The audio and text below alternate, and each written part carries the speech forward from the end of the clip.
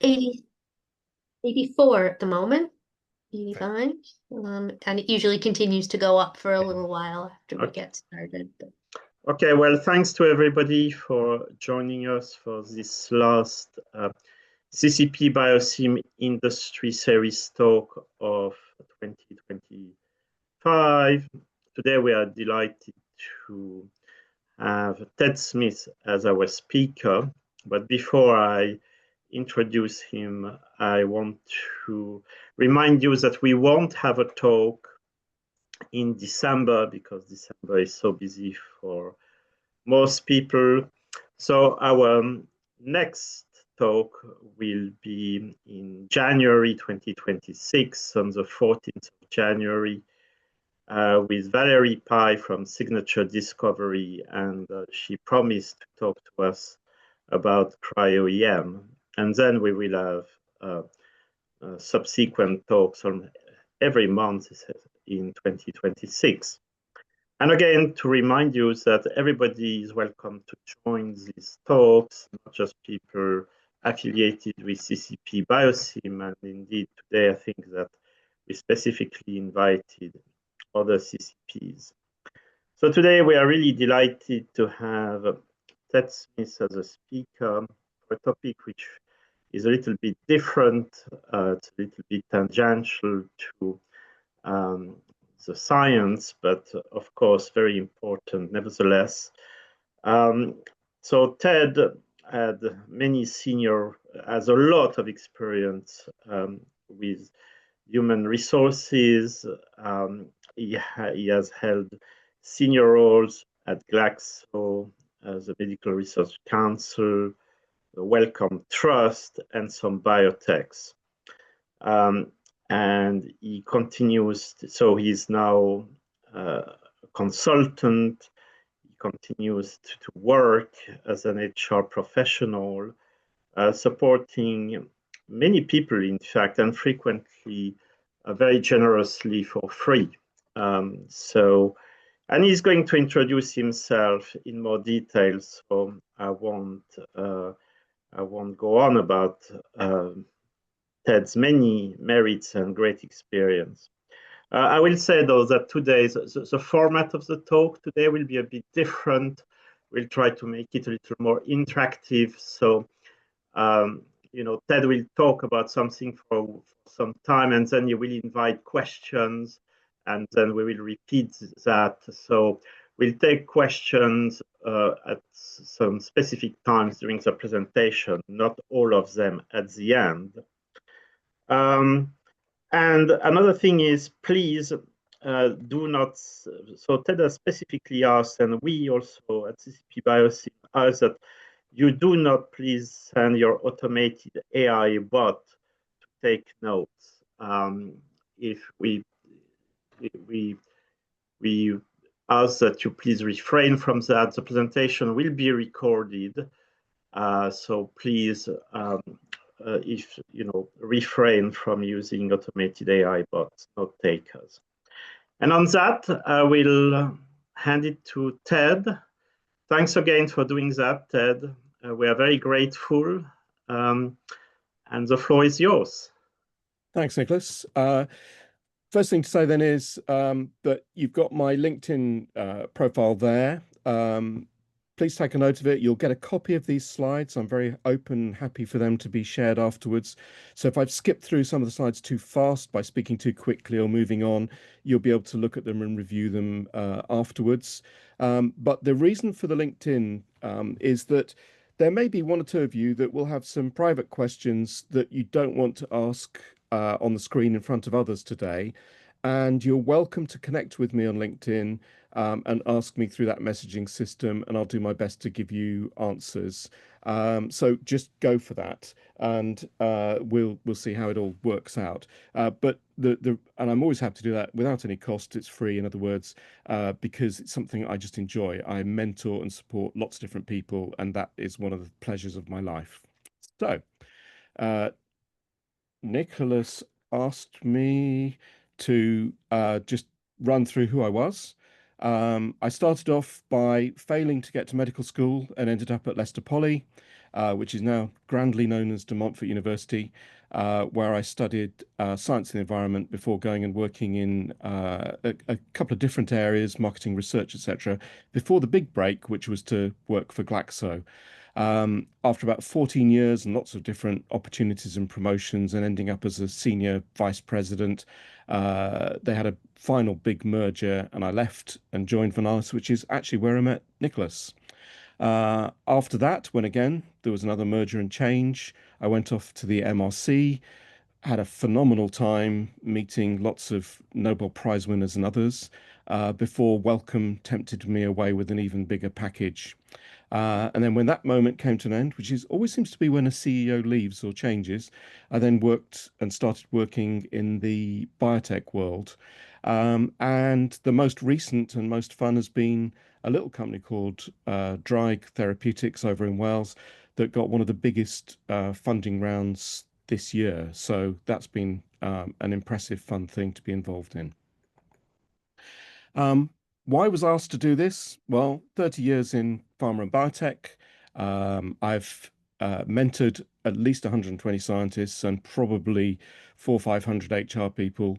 I've run lots of career workshops. I'm currently consulting, and I was bribed with a bottle of Inosis by Nicholas. So that just nailed it, frankly.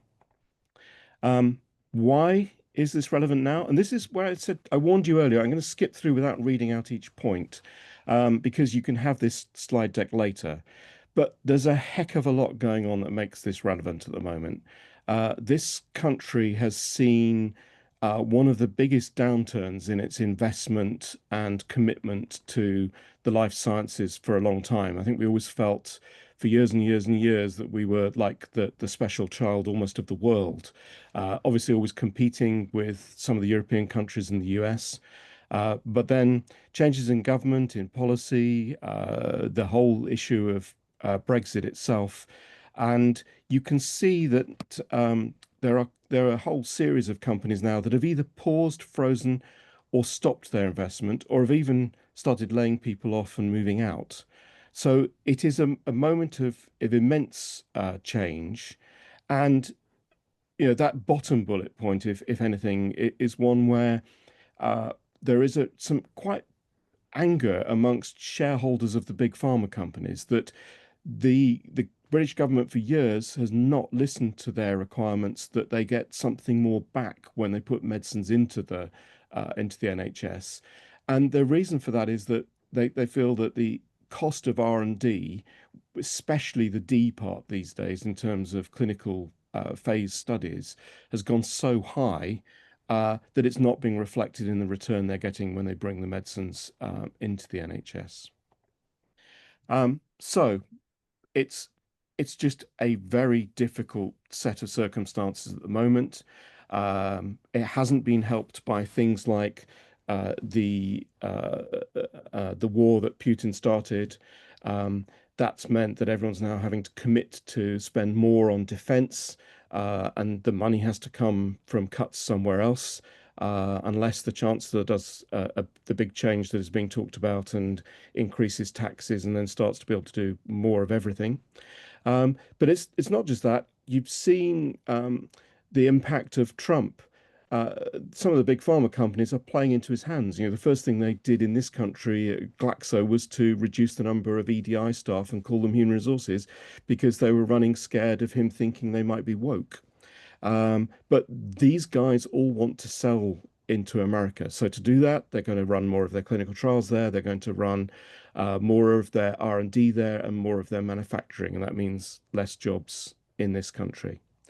And I'm seeing that all over the place at the moment. So it's happening within the research environment across the whole set, from the universities through the research councils into biotech and pharma.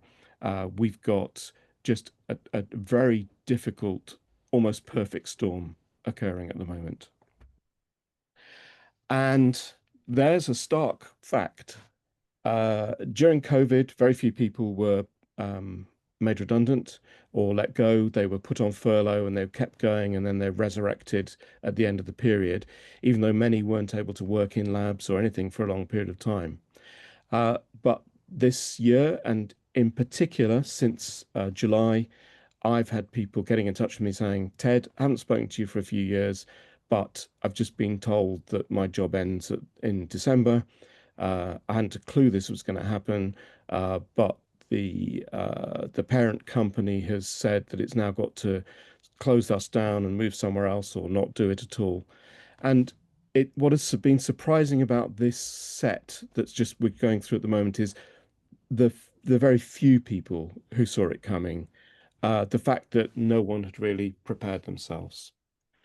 And the stark reality of redundancy pay is that you don't get a huge amount if you're on statutory. And sometimes if your company has gone bust or investors have refused to put any more money in, you're going to get the absolute statutory minimum. Um, there are companies, obviously, I used to work for one called Glaxo, that are much more generous in what they'll give.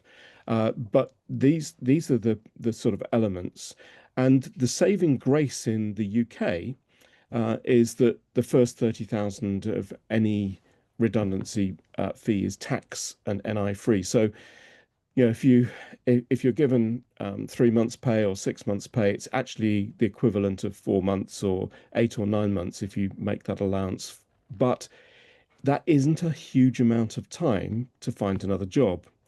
Um, if you're ever in the situation of having to see this through and make it happen, then one of the things that you can always do is just try to negotiate when your actual leave date is, so that you're either working a bit longer, you've got extra notice, or that you get what's called outplacement support, which is professional people who help you get your CV sorted, think about networking. These are things I'm going to be talking about in a short while.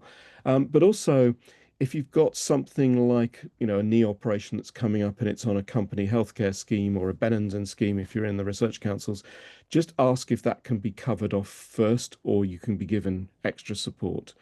And not last but not least, uh, always negotiate the wording of a reference if you have to move on.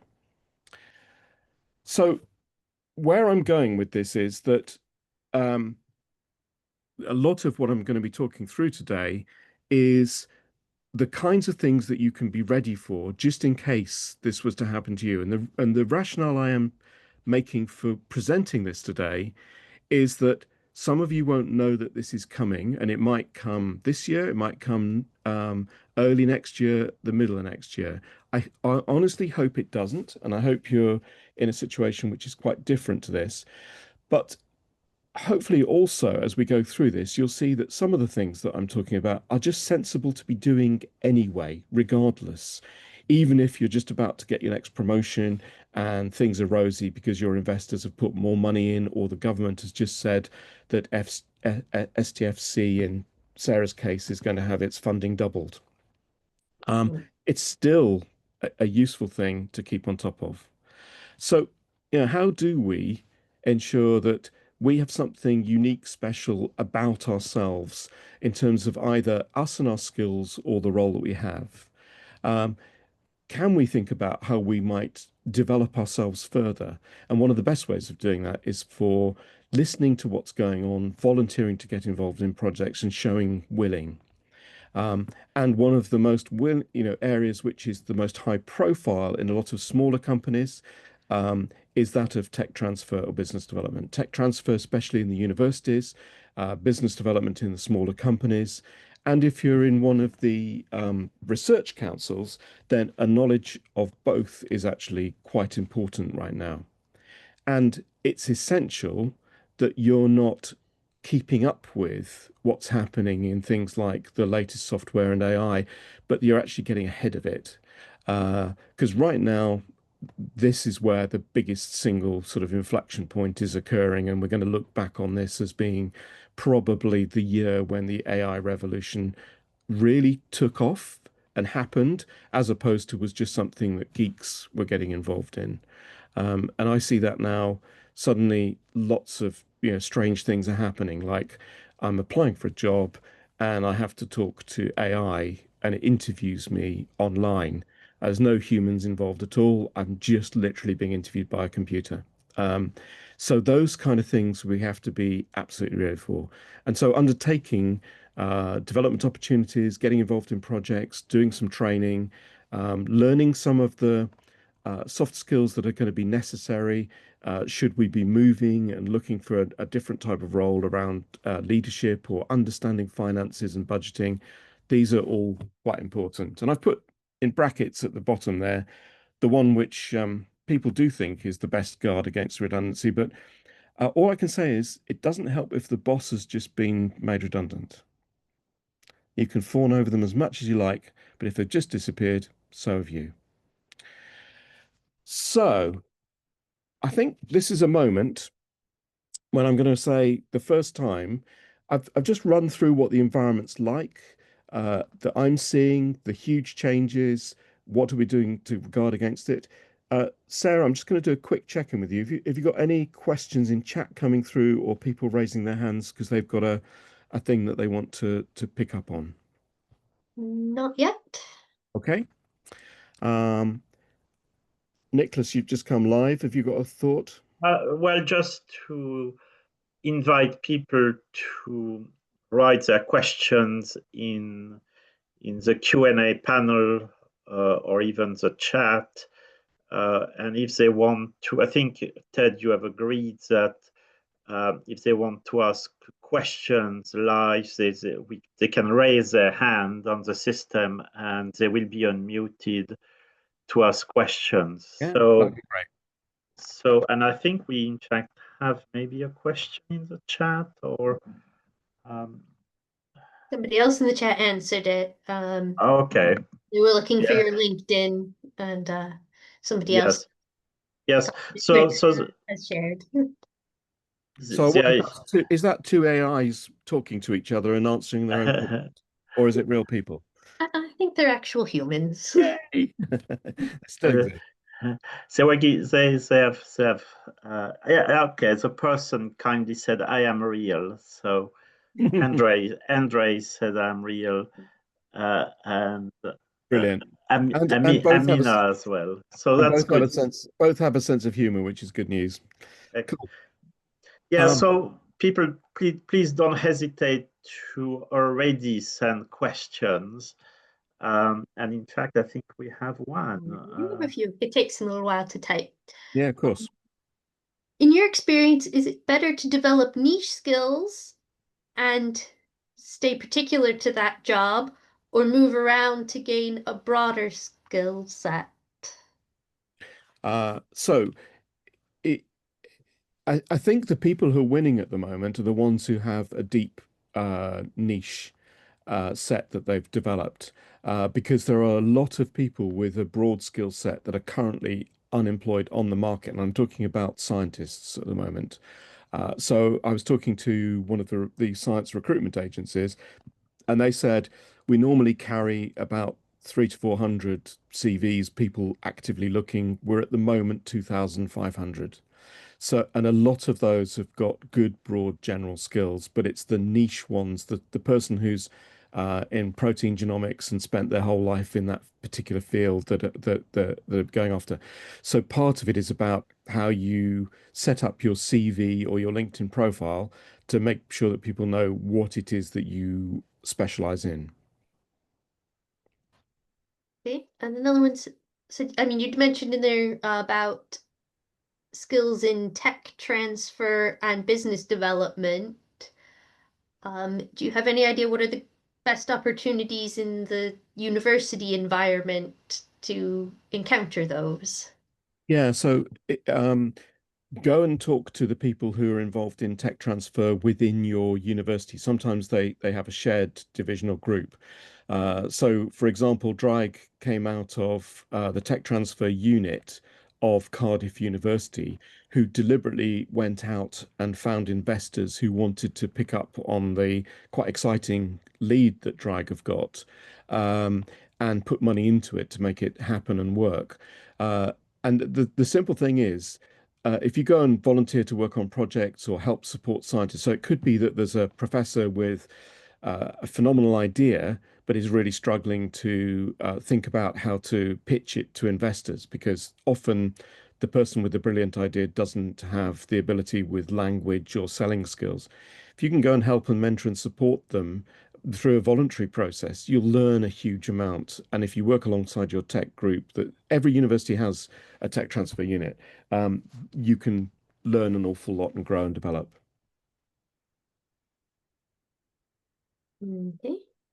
And there's Okay. someone here who's a PhD student graduating in 2026, looking for a job in life sciences or pharma R&D. Do you have any particular advice? Or is Yeah. it just a disaster that they'll... Oh, no, no, it's not a disaster at all. It's fantastic that you're doing a PhD. Good on you.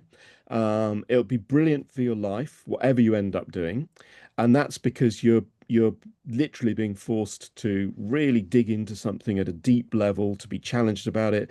And then just when you think you're getting somewhere, that you look out and you realize that someone else has just published a paper and you have to live with the disappointment of that, or the experiment you're doing goes wrong and you have to rework everything.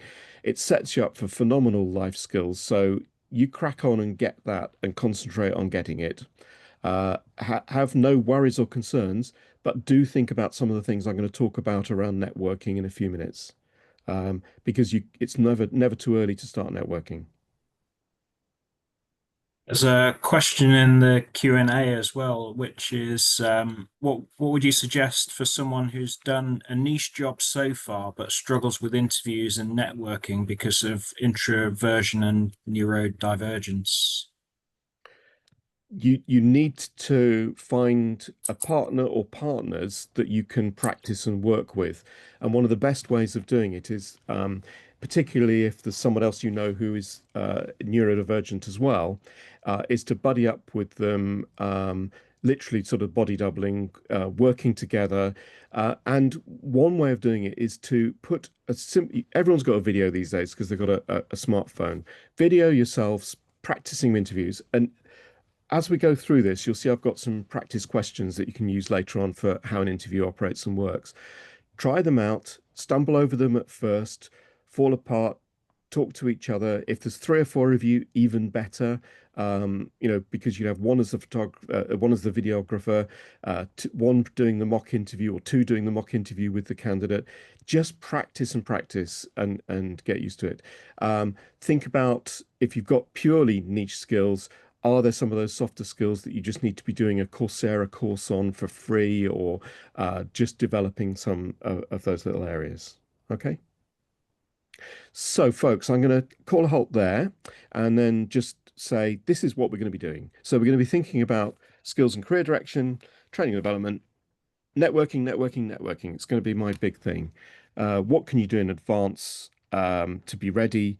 And the other thing is, we've got to understand how interviews are changing and be ready for them. So, the first question is this what I want to stay in, or is this a moment to change? So, for example, if you're coming to the end of your PhD, which we just heard, then you've got to say, where am I going to go on to in the first place, which could be into academia and doing postdoc and deeper research. It could be going into the commercial world and seeing if you can earn money from your studies, or it could be in any one of any other range of different things, including going and working at the Science Museum in education, or doing a PGCSE or whatever it's called these days, and learning to teach the science that you've just been taught yourself, because all of these are phenomenal jobs. It's got to be the things that you're interested in, enjoy doing. And those of you who are not doing a PhD but have just been told you're redundant, you can look at it as potentially an opportunity where you're going to get some money that buys you a little bit of time to just have a reset, a pause, a stop, and a start again. Think about what are the skills that you have. When we talk about transferable skills, what I mean is skills that work for this company may not work for every other company, but there will be some things that you just know that you're good at. It could be a soft skill, like you're great at organizing and making events, or meetings work and happen. It could be that you're the best interviewer, that you're the most empathetic in your team. It could be that you instead have transferable skills, which are how to use a particular electron microscope that's transferable to other organizations and companies. Do you want to work full part-time as a consultant, a contractor? There's so many different options. And how long do you actually have to work? Uh, because often this relates to mortgage, but have you got a thought for when your retirement is likely to be? Is this the moment to actually do something that you just think would be great fun, want to do, rather than feel like a lot of people do, which is, I've just been made redundant. I now have to go and do the same job again somewhere else. And what I'm saying in this slide is, if this ever happens to you, go through this question set and more questions. Don't just do the panic, which is, oh, is there another job for exactly what I am now somewhere else? This can be a great moment. If you think your working life could take you, because of the state of pensions, up until you're in your 70s, do you really want to do the same job for potentially 45 to 50 years? Or do you want to have three or four different career phases? I worked in corporate HR. I've been enjoying being an author, and now I'm doing more and more mentoring. In other words, I'm not doing what I first set out to do, but I found a way of enjoying life. So, do you remain in the same field? If you're thinking about what training and development you need, if you're saying, I've got no desire to do something different, then how can you really ramp up your technical skills or your knowledge of the sector? Can you add some soft skills to it? In other words, let's think, if I still want to be a computational biochemist at the end of the day, and I want to find another job like that, what do I need to do now to make sure that I'm right up there at the top with everybody else? Uh, ah, Everyone seems to be talking about Python as a language. Where can I find somewhere to learn about Python so that I don't get behind just because we're still using Fortran where we are, as a overly bizarre example. Um, and then if you're thinking about doing something different, then have a look at all the different options that there are out there. I mean, at the moment, there are more vacancies in, some of these other specific, non-specific areas, but particularly you can get a diploma in project management or in communications and find yourself working in quite different fields. And obviously the whole area of IT is expanding rapidly at the moment, but we don't know how long before that crashes as AI takes over and does all the soft programming, etc. So lots of opportunities there to think about. And you'll find, this is why I said don't worry about trying to write these down. All these slides will be sent to you. Don't try and write them all down. There's no need. But there are some good free ones. You literally just go to the National Careers Service in Google and you'll find a skills assessment kit. You'll find a whole program of options called Future Learn. Many of them are completely free. Some of them, if you want a diploma at the end, you have to pay a small fee to get the little certificate. And then if you are happy to pay a bit of money, you've got the classic Open University, which people often forget is still damned good and at keeping people up to date.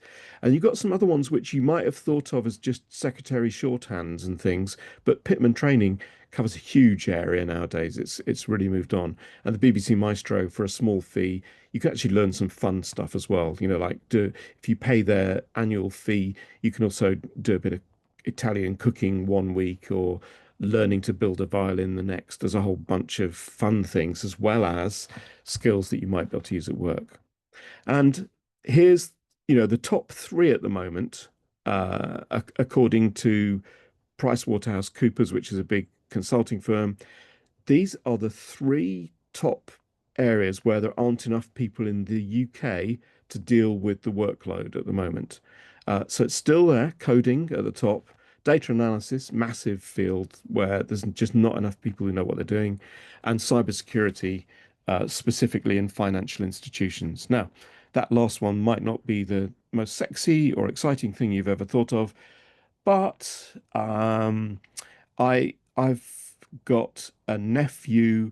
This just puts in perspective at the age of 23, who's earning 200,000 a year because he just happens to be rather good at the whole cybersecurity thing. I fell off my chair when I heard what he was earning. Just big money because it's an in-demand field. So the first big thing I want to talk about is, networking. Um, just what is it? What I want to give you a takeaway today is that this is something that even if your job feels secure at the moment, everything's rosy, there's just been a big investment, it's all happening fine. This is something which you should keep practicing and doing literally all the time. It's a word that means different things to different people. I'm going to run you through this though in terms of what it means to me, and then I'll do some Q&A at the end of it. So start putting your Q&A around this into the chat box or the Q&A box for the end of this little session. So why bother networking? Well, the whole point, of course, of networking is that it literally gives you the opportunity to meet and find and grow a network of people that may be useful to you at any time in the future. In other words, it's not just about talking to friends you already have, it's about meeting and finding the friends that they have, or it's about um, exploring people that look like they've got a very interesting data and skill set on a LinkedIn or a research platform. It's about openly sharing ideas and thoughts and concerns, and then in doing so, you being open, people will be open with you, and you can learn an awful lot. So I've been to, a coffee with someone and learnt that there's a whole new set of plans that's just going up for a big extension to an organization. They're going to need a restructuring. That's music to my ears because that's where I get my contracting work these days. It's also a group, if you have a decent network, there will be some people inside it that will be on the spectrum in terms of not being empathetic or helpful. And there will be exactly the opposite, which is some people who, if you're in a down or a bad place, you can just turn to and go, I've just had a rough one today, just being rejected by a bot and just need to sort of chat to somebody about it. And one of the best things that obviously I love and push is mentoring, which is talking to and spending time with people who usually have less skills and knowledge in the area that they're looking for support from than I have, but they just need lots of questions answered. Um, Networking also means that you become uh, better known and you again increase your opportunities through the visibility. Now, we've already had one person say, I'm quite an introvert, and so I will talk about that in a moment. But there are some simple ways to be able to tackle that, and we'll come to them fairly quickly. So, how do we do it? For me, the most simple, easy way is that you look back through something like LinkedIn or your emails from the past or your WhatsApp messages from the past, and you look up people that you used to work with or study at college with, or if you're just doing a PhD, it may even be the people you were at school at. In other words, you look at the people that you've known over the past and you just get in touch with them on whatever platform or format works best and just go, how you doing? You're not saying to them, I'm this or I'm that or I'm the other. You're asking and then listening to what it is that they feel, how they are doing at the moment. The other things that you can think about around networking, and we've got another couple of slides on this, is the classic of people have often told me is that it's all about attending conferences and swapping details. That can work, but if you're an introvert, that can feel very, very difficult indeed, unless you're just going up to the sales tables and swapping notes with them to find out who's got the best pipettes at the moment. But the way that I've seen introverts working through is by joining some of the professional organizations like the Royal Society of Chemistry, attending the functions and the meetings and slowly getting comfortable with the idea of just saying to the person next to them, "Hi, I'm Ted." That's literally sometimes all you have to do to break that mold. So just sit next to somebody at a conference or a seminar in a place like that, and you just go, "Hi, I'm Ted." They'll do the rest for you if you're an introvert. Um, but the best people to help you are if you're an introvert and you know another introvert, or you're just generally a little bit on the shy side, it's to go along with a friend or a colleague. So let's the two of us go to this seminar that's being run, and then find excuses to push and help each other get through that. LinkedIn is probably the single biggest point these days at which people make contacts, but there's also ResearchGate. It's still there in the background, and sometimes that can be a great excuse to just say, "I've just seen that you're on a paper about blah. Love to talk to you a little bit more about it. Could we just have a chat?" And again, if you're introverted, or this applies to everyone else as well, let's say there's a whole group of you that have just been told you're going through a restructuring. Set yourself up your own private WhatsApp group, share stories, ideas, thoughts. Let people know if you hear a vacancy that isn't suitable for you, that might be for them. They'll always thank you for that, and then they'll do the same for you. And then here's the other thing about networking that has surprised me on occasions. Every so often, I've talked about something on, say, Facebook, which is pretty much friends and family for me only. There's no work acquaintances on there. And someone will say, "Oh, yeah, this is happening over here," or "Were you aware of that, Ted?" So it can just be a nice surprise that the spouse of somebody, or the friend of somebody else actually knows what's going on and talks about it. So things like this. Here's the ways you can send a message on LinkedIn or WhatsApp or an email. It's been a long time since we worked together, but I've always valued your advice. Um, and then, because networking is okay online, but is actually at its best in person, this might be a big step for one or two of you, but let's say it is a possibility. You just say, "I'm going to be in Oxford next week. Um, I've got a couple of meetings set up during both days, and I've got some free time. Can I buy you a coffee or a lunch or tea or whatever?" It's If you say, "I'm going to be in Abingdon and I'd love to buy you a tea," and they're not your enemy, the chances are they'll go, "Oh, I can't do 2 o'clock, but I can do 4 o'clock." Um, as you'll probably guess, the very first one you do, you don't actually have to have a reason why you're going to be in Oxford or Abingdon. You just say, "I'm going to be," because you are going to be. You're not lying. You're just telling them, "I'm going to be," because you're going to be. And then when I've done this, I've nearly always managed to get 3 or 4 face-to-face meetings set up during the day. I'm awash with coffee at the end of the day, but I've also got full insight and understanding as to what the heck's going on in that particular area. And I've got some new contacts, because I'll say to them things like, "So who is your COO, or who is your CMO, or who is your head of research?" And that data is invaluable in terms of making that next step. So before I do this next bit, which is the final bit of networking, are there any questions at the moment about networking, or what I'm proposing or asking or talking about, or do I skip straight forward? Looks like Jeff's got one. Yeah, there's a question in the Q&A, which is, how would you recommend going from an initial transient contact to something more enduring? So those are the most important ones, frankly, because they're the ones that can open up and give you lots of new ideas and thoughts and ideas. So if you've had just literally a touch point, it's to go back in a message and just say, "I really enjoyed meeting you the other day. You got me thinking about blah," or whatever, but give them a little bit of praise.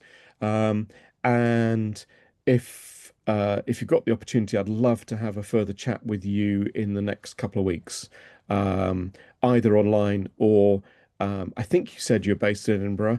Don't think I'm going to be there until December, but be lovely to meet up properly. So I think it's about taking that fleeting moment and just pushing it a bit further and seeing what you can learn and find out.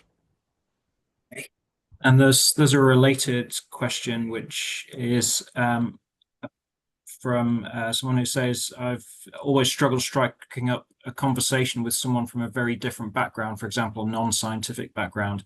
So what's your advice? I'm a research scientist and, for instance, would like to connect with finance, legal, project manager people, for instance. Yeah. So sometimes it's to just say something relatively simple like, uh, so you're in finance. What do you think about research and what we do and how we operate? What would you change about the way we do research here? In other words, engage with them by asking them for their opinions and thoughts and ideas. Or uh, the other way of doing it is completely the other way around, which is and I've seen this very effectively done, which is to say, um, has anyone ever had a chance to tell you what we do in our section here? Because I'd love to show you how we grow the Petri dishes, what we put in them, how we operate, how we count, just what an assay means.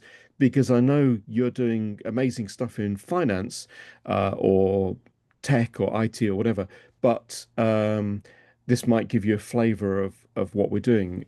When I was with Nicholas and Vernalis, we deliberately did what we called sandpitting, which was asking people to go and spend a whole week in a different area. So a biologist would become a chemist for a week. One of the procurement people went and worked in the NMR section for a week. Um, and it was lovely because they were asking lots of good, genuine questions. And sometimes it's questions like, why do you even do this? And you discover that people just do it because they've always been doing it like that. So, in other words, there's lots of different ways to engage with those people.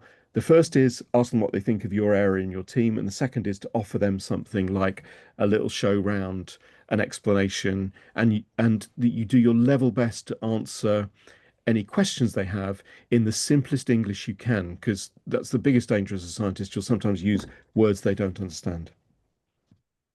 There's a question which probably relates a little bit more to some of the earlier aspects, which was I was wondering if you would recommend any strategies for dealing with labor-related burnout. So I guess that might be sort of a reason to feel you're in a firing line. Um, that is a very complex one there's no real generic answer. So when somebody is at or through burnout, I, I I I end up spending quite a lot of time just trying to listen and understand and work out why it's happened for them. I guess the closest I can get to a generic answer is to say, something like, a moment like a redundancy or a restructuring could be a brilliant opportunity to just do a full reset. But the bravest thing you can do if you're feeling like you're getting close to burnout is to say to your line manager, there's literally too much for me to do at the moment, and I need some support and help. It's a tough ask to say that, but if you don't, you're not looking after yourself. Okay. And I've got a kind of further question here, and I guess there's one in the chat that's kind of similar, and it's the person says that they genuinely enjoy making contact with people, being curious, etc., and active listening, but find small talk kind of awkward and out of place, and it doesn't come naturally to them without feeling forced. I guess that sort of touches upon some of the strategies you were talking about a moment ago. Yeah, and I think the only way you're ever going to deal with that is just by practicing, practicing, practicing it. And that means finding someone else that's equally uncomfortable and sitting and working through with them and thinking, can I have a range of little things that I can pick up on? So the weather is the most used and most useful. If you're not into sport, that closes down an awful lot. But the easiest one to always go for, I think, in terms of small talk, is actually to keep it as big small talk in terms of your own field. So, are you attending any conferences in the next year? Is there anything you're excited about that you've just seen in the journals or the press? In other words, or it could be how's your company doing at the moment? What are its plans or organization if it's not a company? So in other words, it's to think of things that you are genuinely interested in yourself, because you've got the beauty of sort of slightly bigger small talk is that you're going to get answers that are interesting to you, and therefore it'll make it more worthwhile. Because I'm well aware that many times a scientist will be go, right, I just need to know these things. I'm a very logical person. The last thing I need to know is what their feeling or hopes are, you know. But it's a practiced skill that you have to practice, practice, practice. Super. And there's a related question in the Q&A, which is about sort of maintaining contact with people who, for instance, you used to work with but don't have a current working relationship with, and kind of what the basis for staying in contact is. Yeah, you just get in touch with them and you just say, I loved working with you. I always remember when you did blah and it was amazing. Or there must be some good reason you want to talk to them. So you've got something you liked about them at the time. And I'd love to have the opportunity to do a catch up at some point. And take it from there. Okay. And again, a question that sort of ties in with some of your earlier comments and slides. This is about career transitions. And does it make sense to get a new degree if you're at a later career stage, for example, after a postdoc, or would that not be seen well by hiring managers if you went for a later additional qualification? No, the main thing is, are you going to enjoy doing it, and can you afford to do it in terms of money and time? So if you're going to enjoy doing it, like one of the people who was the head of virology at Glaxo took her redundancy and went and studied at the Royal Horticultural Society and got a diploma in gardening and garden design, and is now having the time of her life. She's earning more than she ever did at Glaxo as a garden designer, and lives, breathes, and dreams it, and thinks it's fantastic, and can't understand why she didn't do it earlier. That's very So inspiring. make sure you want to do it and love doing it before you do it. Super. I think that brings us to the end of these questions. Cool. Thank you. So I'm asking not you to all suddenly turn on your mics and shout. Sorry, I think there is a question in the so-called webinars chat. So the person asks how to maintain the connection with people, like former colleagues met in other occasion. Oh, sorry, you covered that, Geoff, already. Okay, so sorry, that's my mistake. So I'm not going to ask you to unmute your microphones and do this, although I might throw it straight at Jeff just to see what happens, actually, because he hasn't turned his microphone off yet. He was too slow. But it's like, let's say, Jeff, I was your professor years ago, right? And you see me in the corridor, and I just say, Jeff, what are you doing these days? And the bit that's important to this role play is you know that you're about to be made redundant. So, what do you say, Jeff, when I say, what are you doing these days? Gosh, I would have to think about the most interesting thing I'd done most recently, I imagine. Exactly. So that is a perfect answer. But the reason I raise this here for everybody is that nearly everybody, whenever I ask them this, they go, "Oh, can you give me 5 minutes?" And the thing is, when you meet them in the corridor or the street, you haven't got 5 minutes. So it's the one thing that you don't want to do, and Jeff got it absolutely perfectly right, is say to them, "Oh, hi, Professor," whatever their name is. "I've just been made redundant." Ah! Because they're going to go, "Oh, shame, I've got a meeting, I've got to run." If they've got any sense, they're just going to get out of there. So actually, what Jeff said was perfect, which is you just go, "Hey, I've just been working on this amazing new thing, and we think we've found that if you engage this with this happens, and we're just testing it at the moment. And then you're engaging them immediately in a conversation, and they're going, oh, how the hell did that happen then? And what about this? And have you thought about, that? So in other words, you're engaging them, you're getting into it, and then you probably not even that day, but a different day, you'll just say, brilliant meeting up with you. Wanted to keep in touch, so I just emailed you on your, university email address because all their emails are on the lab addresses. Uh, I've just heard that I'm going to be needing to move on at some time soon. Wanted to pick your brains about what you knew about a couple of other companies that I know you've consulted with, and away you go. Okay, so I want all of you to think about elevator pitch is an American term, but it's accepted and used a lot in this country these days. I want all of you to take away that a little bit of homework and maybe practice it with a friend or a colleague. You need to have this in your kit bag from now onwards and always have it there, even when you're doing really well, because you're trying to be engaging and interesting and you want to make that link. So my next phase in all of this is building for the next phase. I think it's never a bad thing if you're already getting used to the idea that your CV shouldn't just be the old CV with an extra box on for the new job, but you actually look at the CV and go, and how can I reduce some of the bullet points from the older stuff? How can I get it down to a decent size?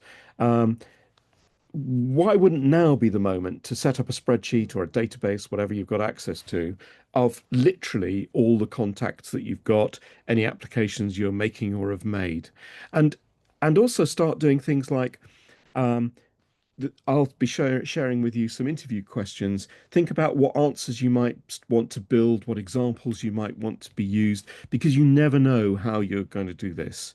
And think about, if I am sending a covering email with my CV to somebody, what sort of things do I need to think about? It's probably different for different audiences. Um, and then most importantly, which we'll come back to again, is you can use your CV in your LinkedIn profile and vice versa. You need to make sure that all the dates are the same. A supporting letter, if ever you're sending it with a CV, the most important thing is mostly this is a sweeping statement about scientists. You send me 3 or 4 pages. I can't be bothered to read it. Sorry, guys. You need to have it all in 1 page maximum, if not half a page of what your supporting letter is. And you're just telling me the most specific things to the job that I've got. I'd love to apply for the lab head role in immunology. This is something I've been doing at blah and blah and blah, and this would be a big step up for me. You'll know from my CV, blah, and then done. Okay? Don't write me 3 paragraphs that spread over 3 pages. I won't read it. Or these days, I might shunt it into AI and say, please summarize this horrendously long letter for me. And for CVs, it's exactly the same. You're not there. The worst I've seen, by the way, is an 89-page CV from, okay, a relatively senior scientist. But the idea is this is a marketing leaflet, a CV. It is something that you can get into 2 pages, everyone can. And it's to get me excited about wanting to meet you and interview you, not to give me the answer to every possible question I might ever ask, ever, ever, ever. And the other thing is, people say, oh, I shouldn't have my interests in there. What does beekeeping or pole dancing mean to the rest of the world? It means a lot. There could be somebody that's connected, interested. Back at Riber Targets, we had 6 chemists who were all as good as each other. The one that got the job was the one who said he played cricket and was a wicket keeper. And I say that was safe. There were no females applying in those days. I think nowadays there are the occasional chemists who've actually come from the other gender. Don't have your publications in the middle of your CV, have them as a separate document at the end, and only send it if it's appropriate. If you're applying for some jobs, you don't need to do that, or you just need to put a little note saying list of publications available separately, and then see if people even notice or ask. Most Europeans attach their photos to their CV. in the UK, it doesn't help. In fact, sometimes it can hinder. So just be thoughtful about that. And the other one for a CV tip is once you've formatted it in Pages or Word or whatever is your favorite processor, convert it to a PDF before you send it out. And that means that when it's received on a different platform, it doesn't get corrupted and all the formatting go wrong. Mentioned this briefly earlier. There's a whole lot of places where you might well have data or interest, and I've seen so many times when someone's telling me one set of dates on their CV, but LinkedIn says something different, or worse than that, I look at their university page and it gives me something totally different again. So just start thinking about all of these different things. And there are people who are using AI bots these days to trawl all your social media, and to give a summary of what kinds of things you're doing in your spare time, part-time, etc. Many of them can get through the blocks, even though you think you've said that your Facebook account is private to everybody. They're still able to get through and see a lot of that stuff. So just think about that and remove bits that are not sensible before you go into the market. And can anyone guess which of these has been missing from a CV? Probably all of them in different ones. Somebody's missing each of them. Yep. Yep. I think I've had one person who had, thank you for answering. I had one person who managed to not have 7 of these things, which is pretty impressive. And one of the most impressive, when I was working with an agency for a very short while, uh, and a really good, this is a bit old-fashioned, but a really good CV came through the post, but there wasn't any way that you could get back in touch with the person. Very sad. Um, they if they'd given their name, it would have helped. So just think, have I got those things on there? So anything about CVs before we move on to job applications? Any questions coming through on CVs? Are you sure it can only be 2 pages, Ted? Not necessarily a CV specific Oh, question, but go for it. the question is, how do you handle being an individual contributor and in that position for years and then wanting to move to a head of position somewhere else, a head of people, I guess? Um, you will need some to secure the post in the first place. You'll need some evidence that you have some skills and knowledge of leadership and or management. Um, if you don't, then that would be tough.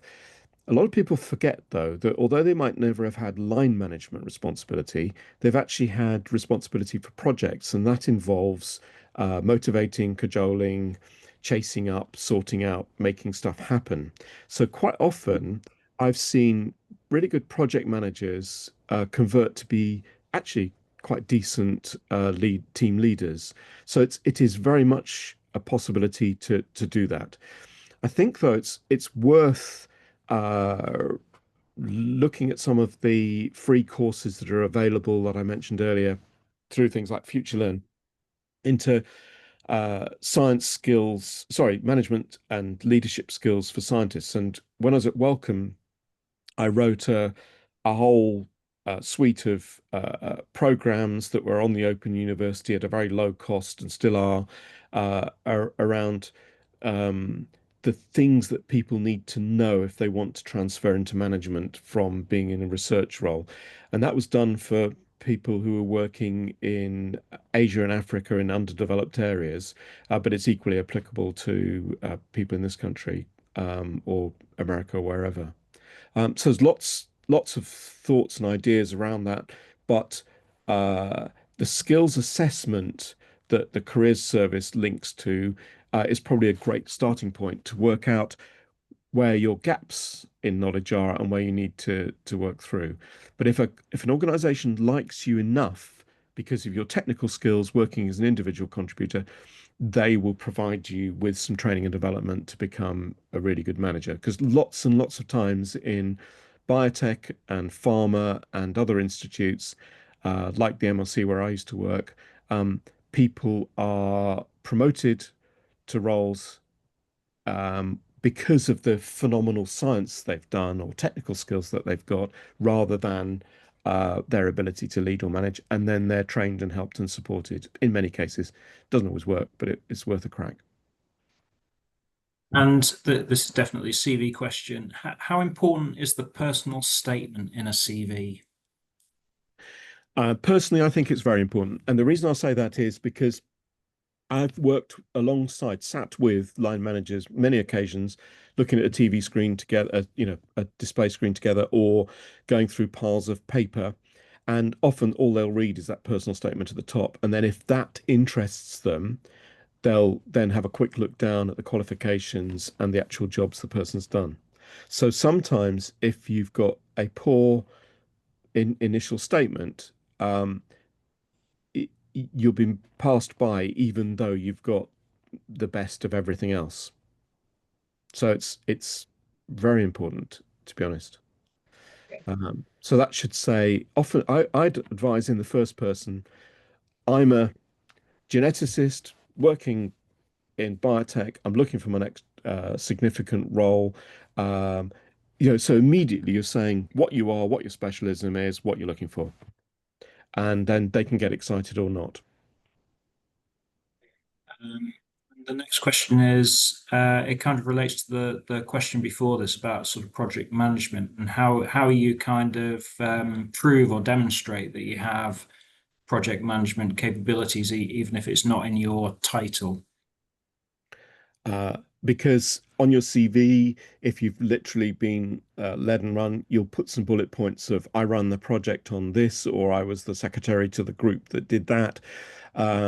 And you'll have examples that you can talk through, which just say, yeah, project management has been one of the key things I've had to be involved with. It doesn't mean that you have to say I've got Prince 1 or Prince 2 as my qualification, or anything else like, I can do Gantt charts.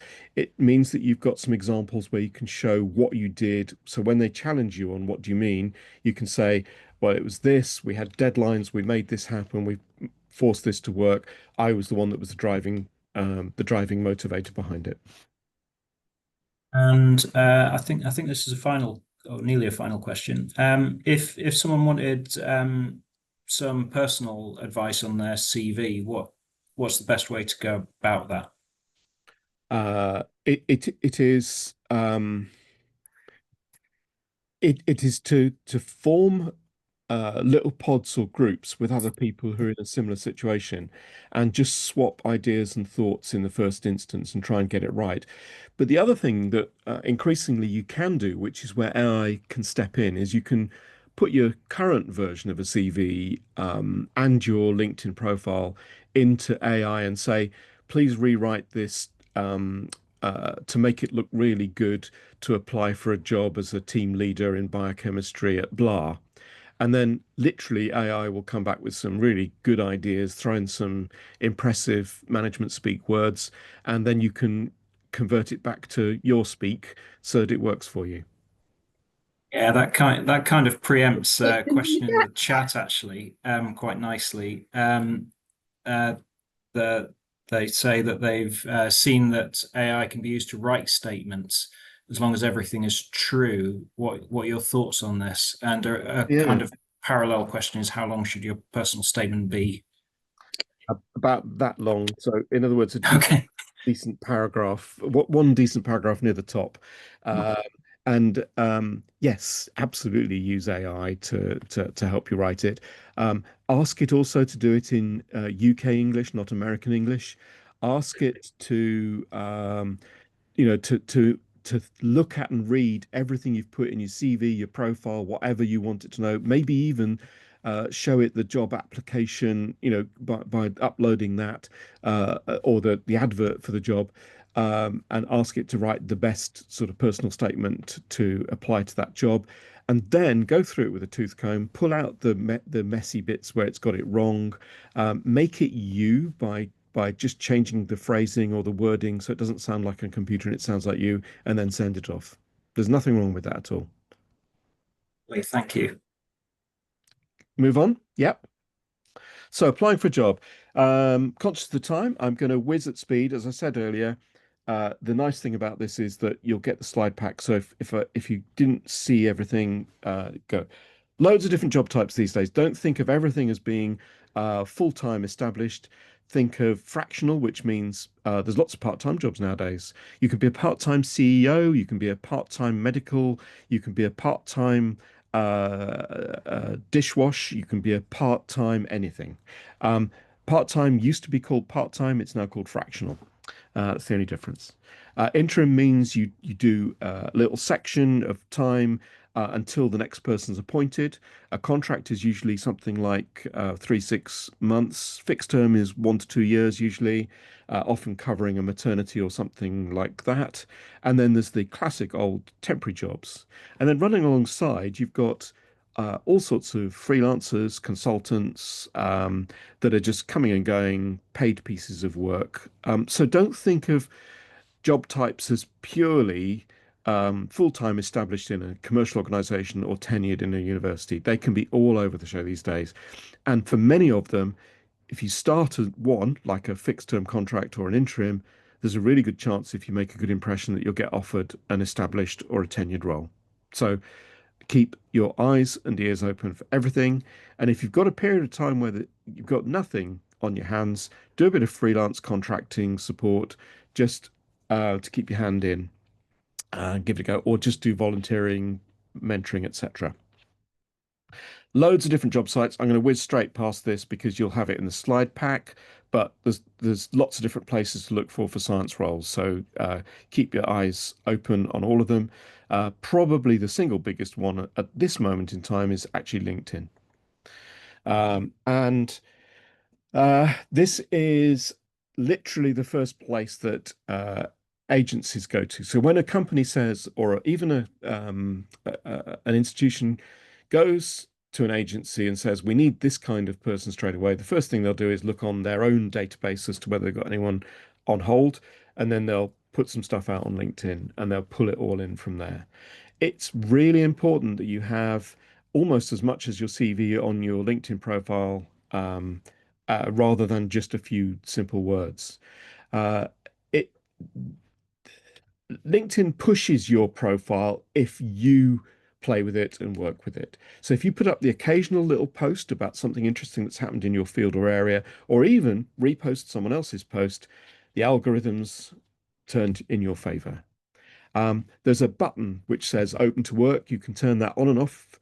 And each time you turn it on, agencies will get a quick profile nod from LinkedIn to them if they've got anything vaguely similar. And that sometimes highlights, and I've known people get literally phone calls the very day they turned on their open to work button. Others say you should never use it because it looks like you're vulnerable and difficult and don't have a job and you can't be wanted. But frankly, given there's so many good people in the market looking for work at the moment, I think that's nonsense. In the same way that people used to be embarrassed about talking about being redundant, they're not anymore. People go, I was made redundant. Everyone goes, shit. And then they move on. And LinkedIn will always try and tell you to spend money on it. I've never spent a penny on it and it's worked fine for me.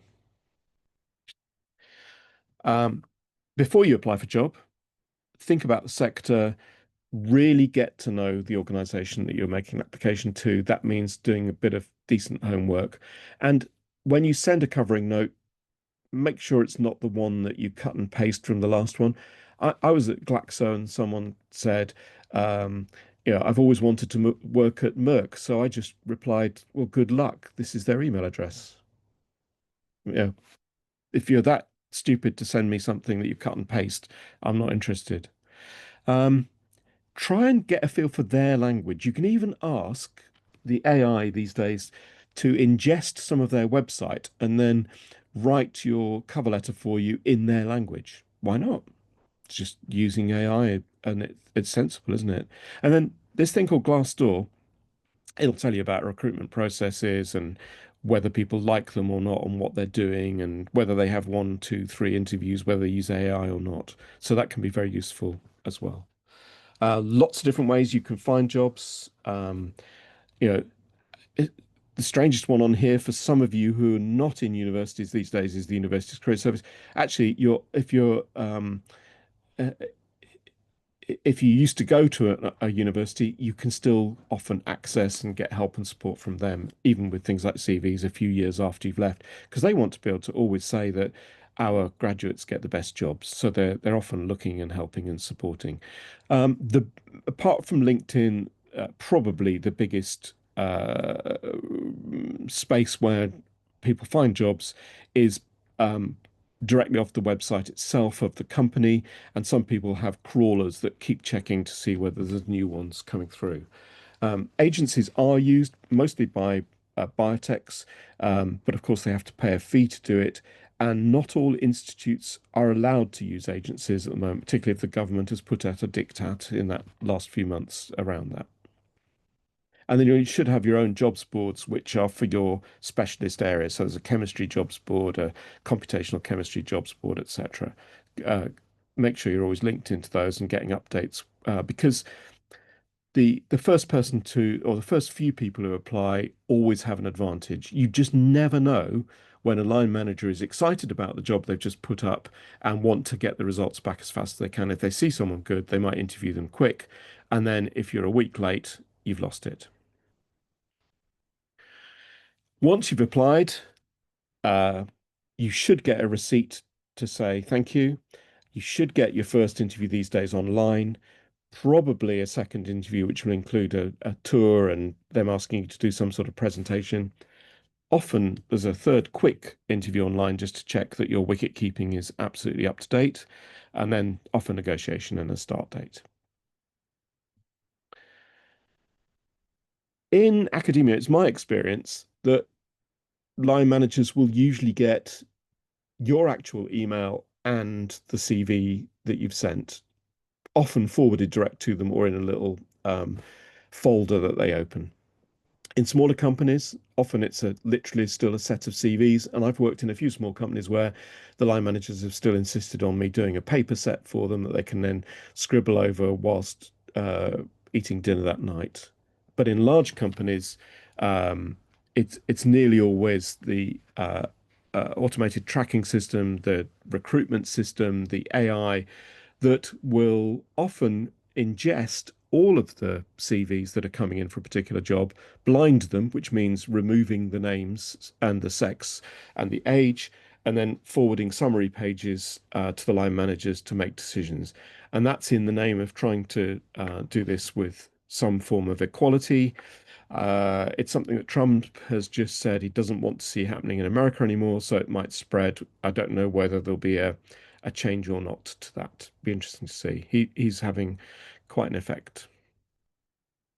So, next bit will be interviews. Any questions about applying for jobs?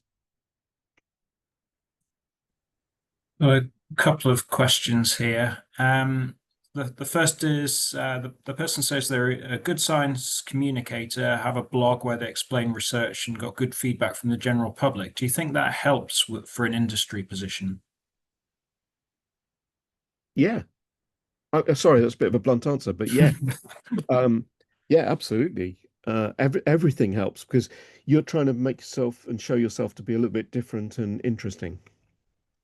Okay, super. And there's a question about applying for project manager positions in industry just after a PhD in the same field.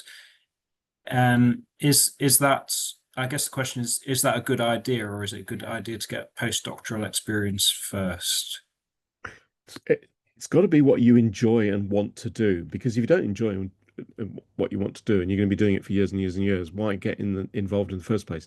If you're really interested in project management and you think you know what it means, one of the best ways in at the moment is to go to some of the medium-sized or bigger companies and volunteer to go and spend a couple of weeks, 3 weeks, 4 weeks, 5 weeks, helping them with a project, and seeing what it's really like, finding out whether it really is important to spend £5,000 on learning Prince 2 or whatever, or whether just being able to operate a Gantt chart or a MS project management is enough.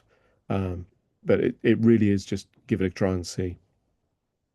And there's a question here: what's the best how best to window shop our skills for potential consulting work? At the moment, it's LinkedIn and what your profile says. And then it's about networking, which we've already talked about, which is saying to people, hey, long time, and then once you've had a coffee and you've listened to them and you've found out about their life, you say, towards the end, you just say, and just so you know, I'm now starting to do consulting. So if anything ever pops up in the genomic sphere that you think I could help with, please let me know. And this is quite specific. Which ATS platform would you advise to scan a CV before sending it?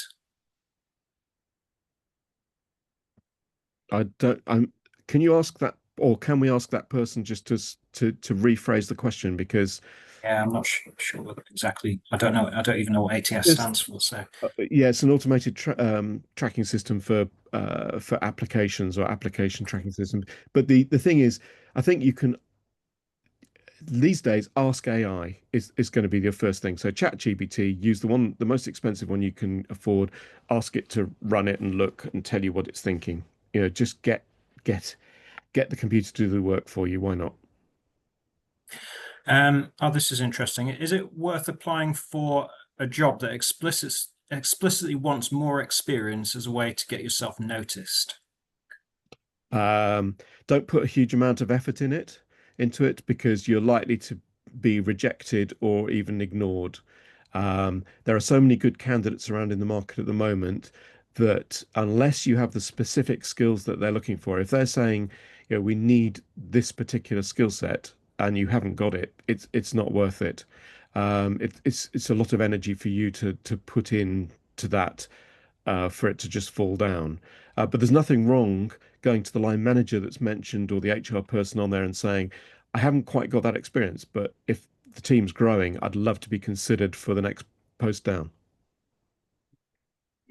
Final question, which is kind of about multi-stage applications where you're asked to answer some questions, send a cover letter and a CV.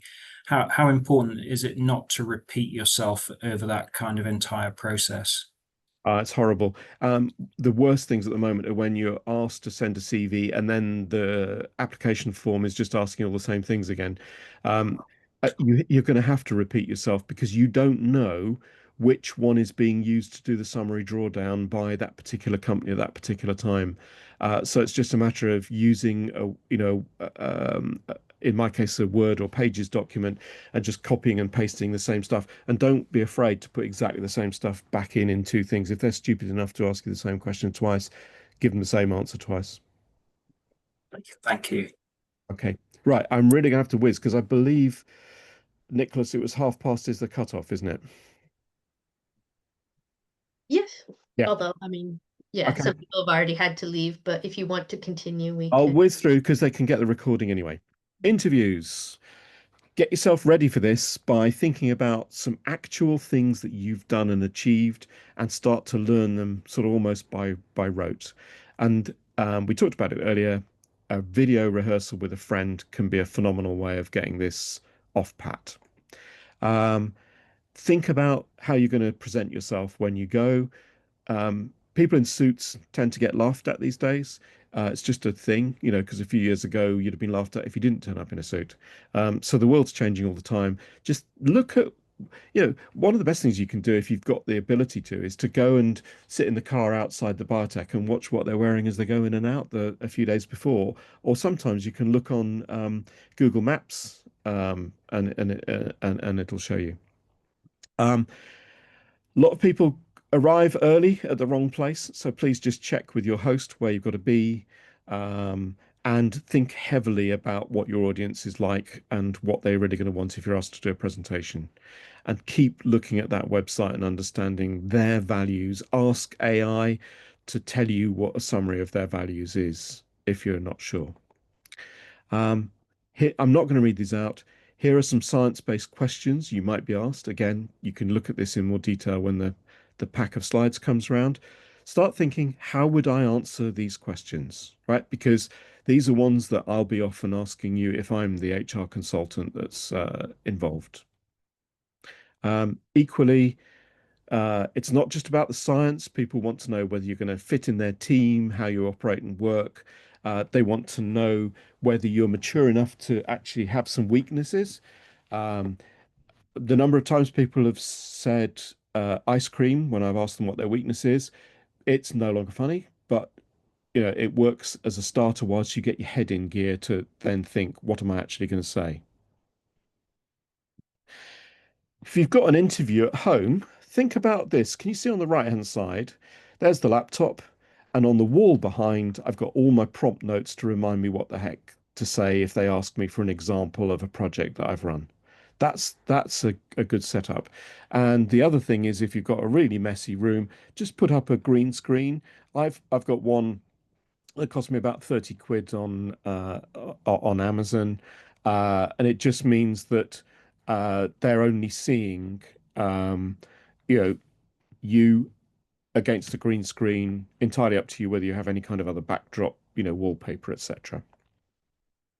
Um, occasionally, if you need to buy some time, you're allowed to ask them to repeat the question or you repeat it yourself. So you say, oh, interesting. So what you're asking me is, when I'm doing that, my brain is rethinking and trying to work out. And you're allowed to say, I just don't know, but then explain that you'll find out and get back to them. And even if you're online, try your best to make some obvious online sort of feel with your eyes. I personally struggle with that. So at the moment, I'm trying to look at the camera, but more often than not, I'm looking at the page or I'm looking at my notes. It's the toughest thing, but in person, you have to do that. And never slag off the last place you worked.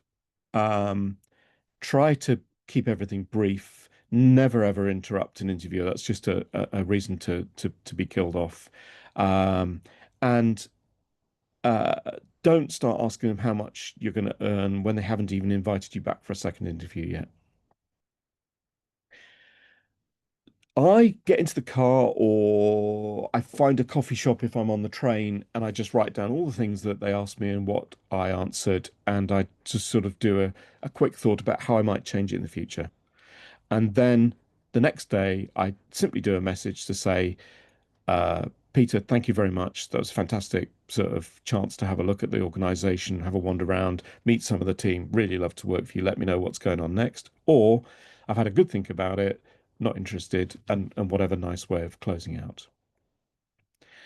If you get an AI interview, look at Glassdoor and other things, or ask AI. Um, Take the practice option if it's there. Maybe if you're applying for one company and you really want their job, look for another company that's using AI interviews at the moment and give that a practice. Be ready for the fact that they don't let you go back and change anything. You have to answer it in the moment, and the computer will be thinking about your answer and then sometimes doing follow-up questions. Always take a breath in this. And sometimes it's sensible to just write down the question because they'll never re-ask the question. So there's some strange things about AI interviews at the moment that some of the bigger organizations are starting to use. I have advised people in the past that if it's absolutely going wrong, you just turn everything off fast and you then get back in touch with the host and just say, we had a power cut in the area.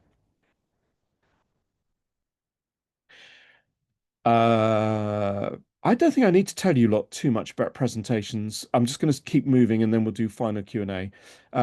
But please answer the question or the challenge set. It's horrible when people turn up and give you a presentation, it's their presentation, but it's nothing like what you asked them.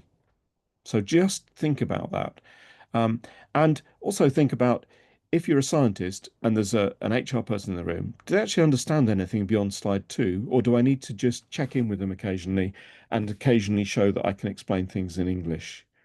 Um, all those other things are going to be there when you read this. They're all obvious. You've got to you've got to be ready to do a decent presentation. And here's the set of rough ideas. And on this sheet, there's some ideas and bits and pieces for you to take away afterwards and just look at and think about. And I have just clicked accidentally on that. So you're now getting a load of nonsense. Here we go. Q&A was what it was meant to say. So, folks, I've raced through the last bit because I knew that we had to be off by past. I'm very thankful. It's been some great questions as we've gone along. I wanted to reiterate something, which is if you find me on LinkedIn and you've got a private question you didn't want to ask in front of people, ask it there and I'll do my level best to answer. I'm always happy to do that. Sometimes there'll be a delay, like tomorrow I'm flying to New Zealand to see my grandchildren, so there'll be a delay because I don't intend to turn the computer on whilst I'm in the air. But I might well land and get some stuff and be a bit jet lagged, so it could be a couple of days, but I will do my best. Any other questions at the moment, Jeff, Sarah, Nicholas, that are popping up on the screens? Any questions in the Q&A? Someone says, thank you very much for a really useful presentation, but no questions at this point. Yeah, it was very comprehensive, I think. And there are further messages to say thank you. So clearly, people in the audience enjoyed the presentation and learned from it. And you had, in fact, a really good number of people in the audience still at the end. So that says a lot, I think. Lovely. Thank you, folks. And thank you for the thank yous, if you see what I mean. Yes.